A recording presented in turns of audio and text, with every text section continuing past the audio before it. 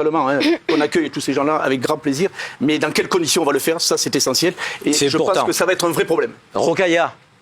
Alors, je voulais juste revenir sur un principe qui est universel. La Déclaration universelle des droits humains, dans son article 13, dit que toute personne a le droit de quitter son pays. Ce qu'ont fait les Ukrainiens, c'est simplement mettre en application un droit qui est universel, qui est celui de quitter son pays, a fortiori quand on est exposé à un danger, quand on voit son quotidien brutalement s'effondrer.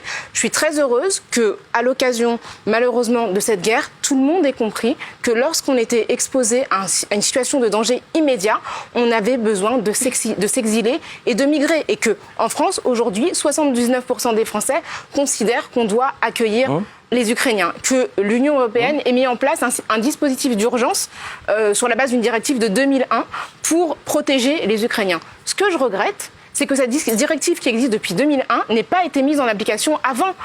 En Méditerranée, depuis 2014, il y a 23 000 personnes qui se sont noyées.